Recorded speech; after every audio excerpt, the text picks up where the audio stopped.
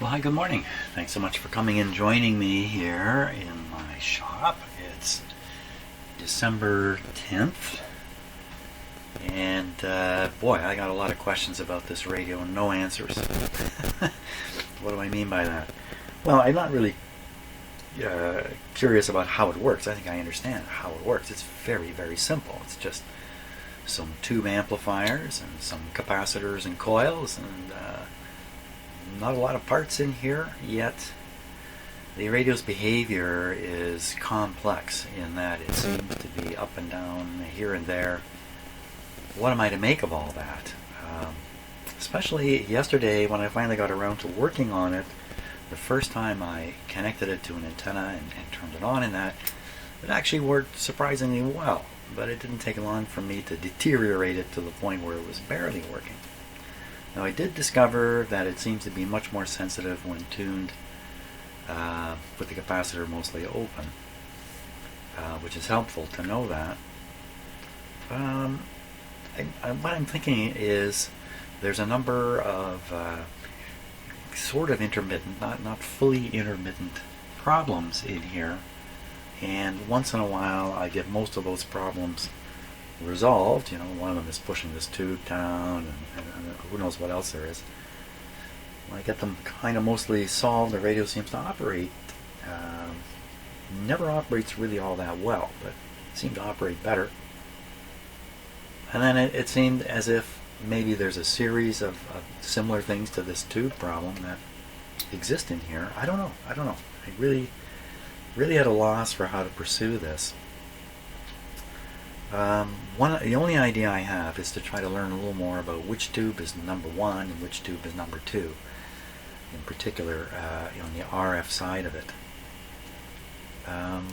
Something else that just kind of dawned on me here as I'm looking at the radio is that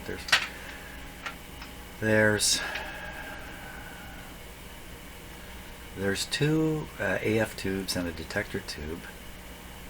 There's only two RF tubes, but there's three capacitors here.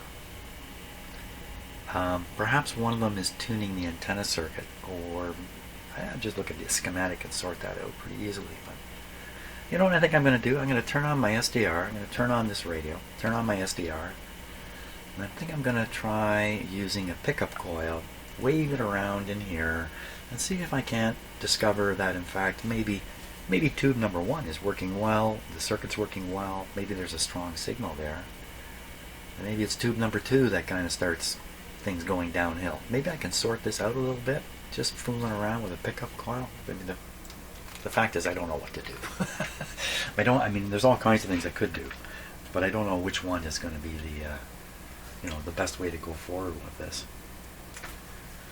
So what I have done off camera, a simple thing, I've just shoved all these wires through this hole here, so I'm able to flip the radio right over and continue operating it.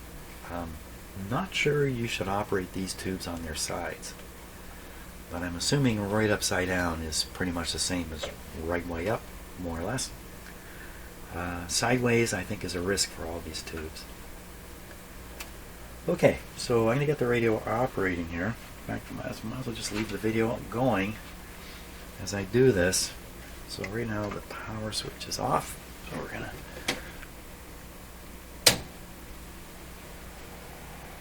So that's a 5 volts switched on, but not switched on to the radio yet.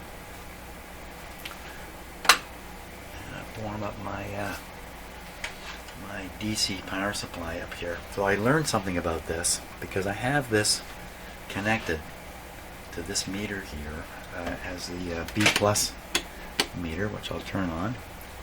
And what I noticed is when I switched my power supply to standby, which you would think would kill the high voltage output, the output went down and then just floated back up to a little higher than what it was, and then back down again. So you have to be aware of the fact that turning it off doesn't seem to turn it off. Putting it on standby doesn't seem to cut the power off. I figure that's a capacitor discharging, but I don't know how it comes up, and I don't know. Anyway, something to be aware of. When you think something is dead and it's not, that could be a problem. Okay, so we're ready to, in fact, turn that B plus up. do that. Okay, so we're watching this meter. Trying to watch that meter.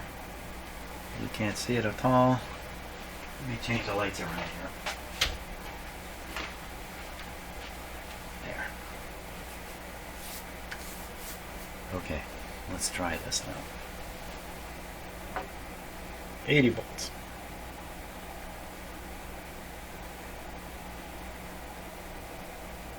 Okay, that's about 80 volts. Now we'll put on the other power supply here. We should start hearing something. Oh, I don't hear a thing. Oh, I haven't turned on the heaters. Oh, right. Okay, that's no problem. So back in the day, a radio like this, being run with batteries, if it were being run with batteries, could be sitting just like this, with the B plus voltages in place from the batteries, no current flowing because there's no heaters on. So this would be an example of what happens when you turn this radio on the way it used to be turned on. What happens? It comes on instantly. That's because in these tubes there's a filament that's acting as the cathode.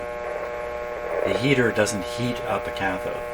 It is the cathode. So instant on, familiar sound, crackling happening. Now, is this so this tube is a problem. We know that already.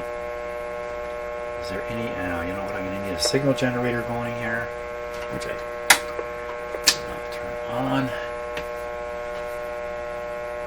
Now, what's a signal generator connected to? Anything? It's right on the antenna in there. Okay, 700 kilohertz. Full blast coming out of here.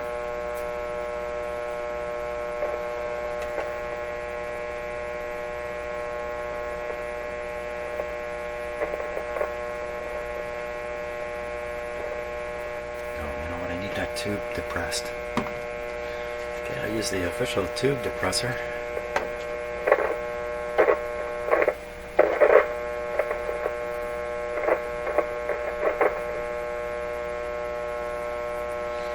Advance this frequency up higher. Oh, good show we're in business. Around 800. Okay, so I'm going to stop the video while I do a couple things with the video system here, so I can put on the SDR on the screen, and we'll see what I can sniff out with this with the coil.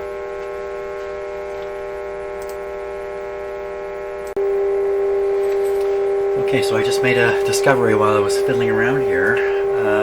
This volume control is kind of wonky. That's minimum.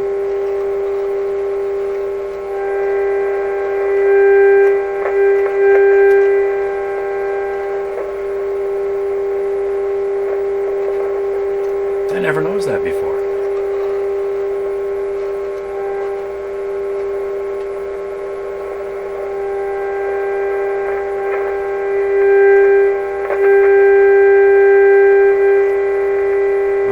Okay, hold on. Discovery made here.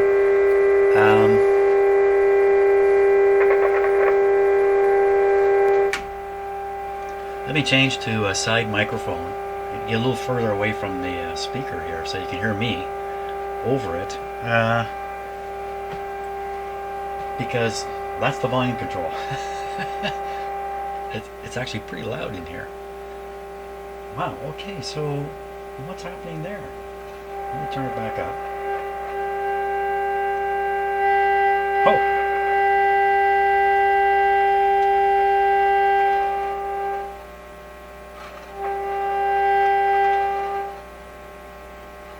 Wow. Wow, wow, wow. Yeah. I was trying to suggest there were a bunch of things not out of, just not lining up properly. Maybe I just didn't turn the volume up on it. Well, I'm going to go back to trying an antenna. I have to go flip some switches in my house, and I shall return. Okay, so I apologize for the buzz, but I'm not going to deal with that right now. So this is my outdoor antenna. And the antenna lead to the radio is hooked up to the signal generator here. Let me separate it. I'm just going to tap around here a little bit.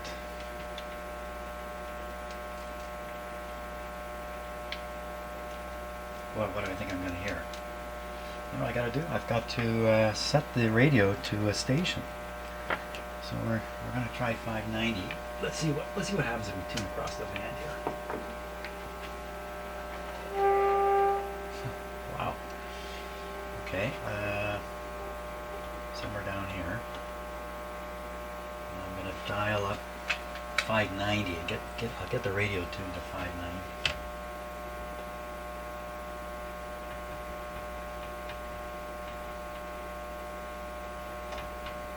Should have heard it. Okay, let's turn it up. Wow!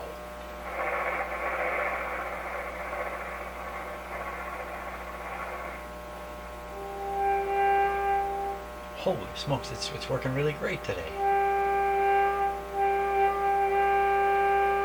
In fact, something's being overloaded.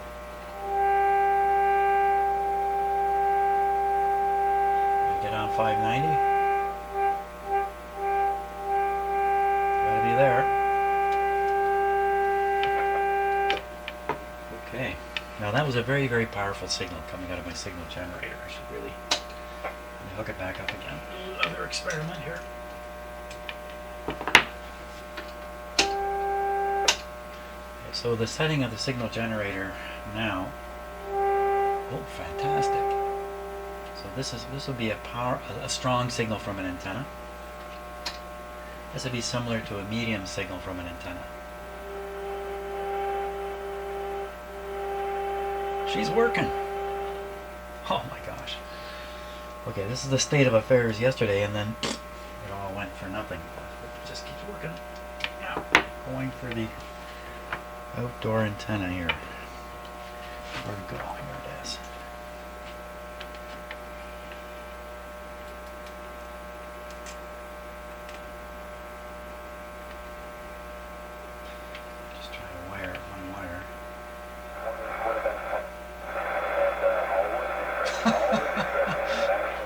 Okay, mark this in my book. Always turn the volume up. Oh, if you go a little high, there's a dead spot here.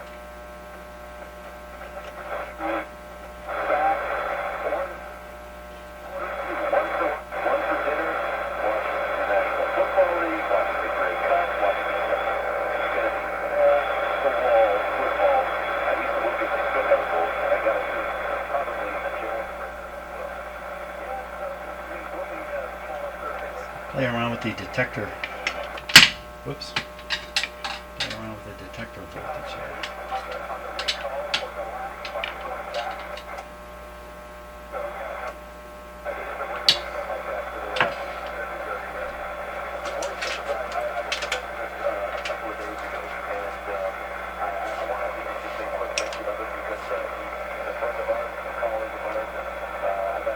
Going down.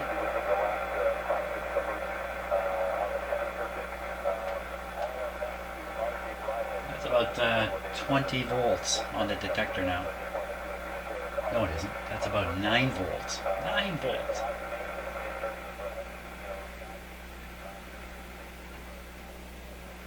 My gosh, it'll work with almost nothing.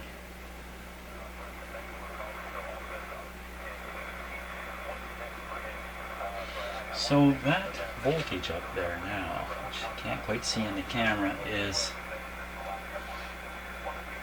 that's 2 volts of B+. I couldn't imagine that I would actually make a tube work. 2 volts. Wow.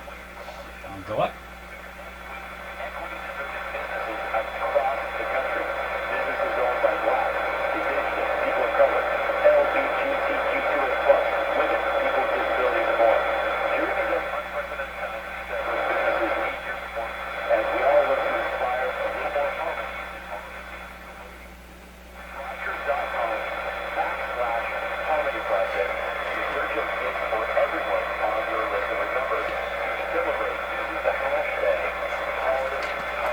Okay, next one I'm going to try is the B plus voltage here.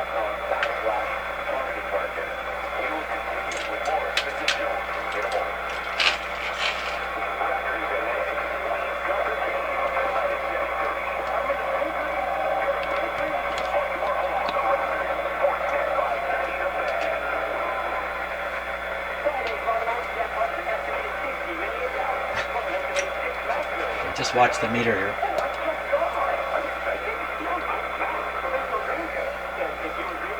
There, make it quiet for a minute. Hey, where'd that terrible hum go and buzz? So this meter is set on the 150 volt scale. Typical voltage for something like this is 90 volts, which is just past straight up. Let's see what happens here.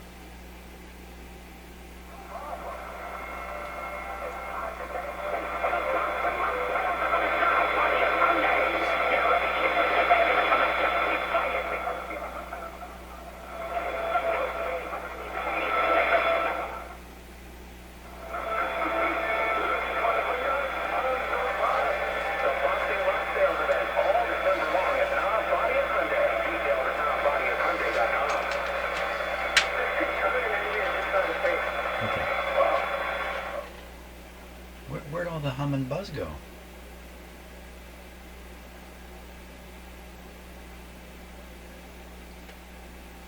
What happened to it? Okay, no, it's a good thing. I've made the hum and buzz go away. Good job, Jim. Let's try this loop antenna now and see if we can get anywhere with that. So I'm going to take it off the wire antenna. I explained at length yesterday, didn't I not? I apologize again for so much talk yesterday. I had no idea I'd talked that long. Okay, up. Quiet as can be. Okay, now I'm going to fiddle with this antenna here. I'm pretty sure it's tuned already, isn't it?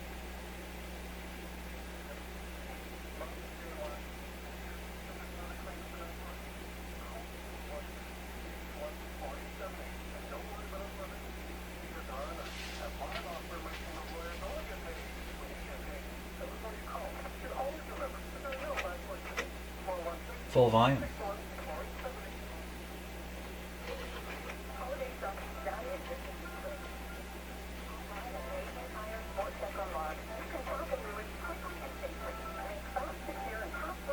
Tune it.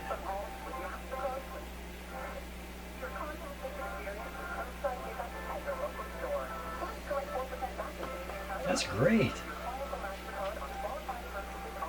That's really great. Yeah. Well, what do I do now? Well, I hate to do this, but we gotta give it a little shake and see what happens.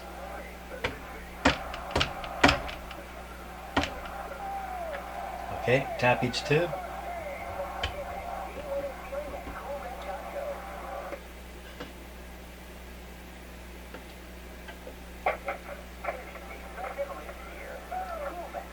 Just a tiny little bit of pressure on that tube is doing the trick.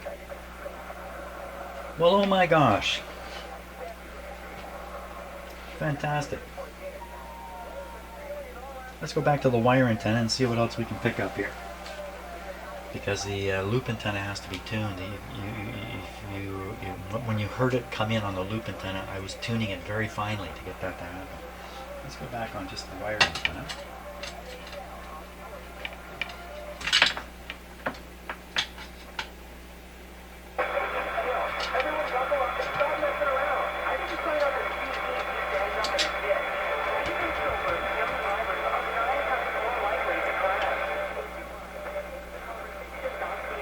Okay, what else can we get? Here we go.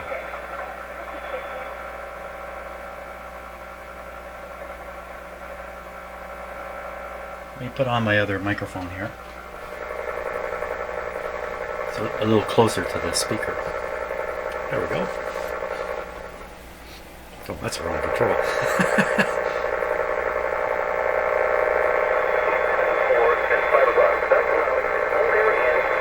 It's 590.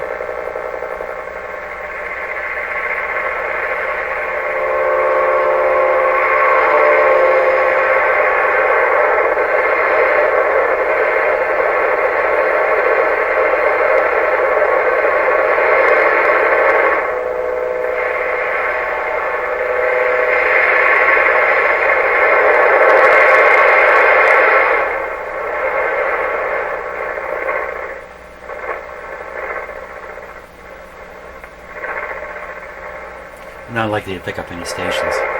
We're already too high in frequency.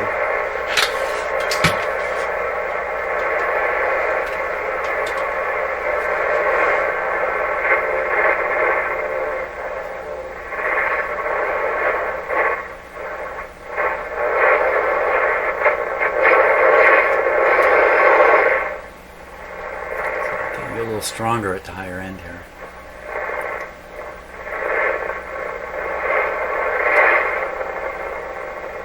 If it picks something up, I'd really be amazed.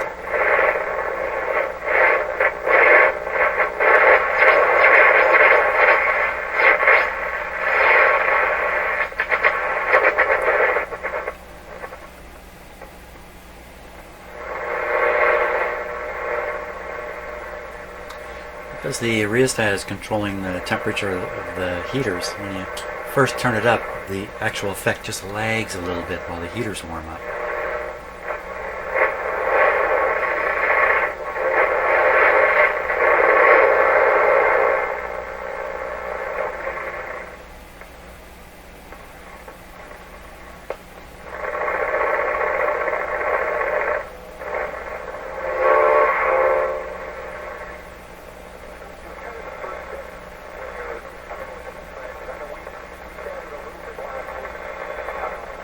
It's a little bit surprising to me that it only picks up one station. This particular station,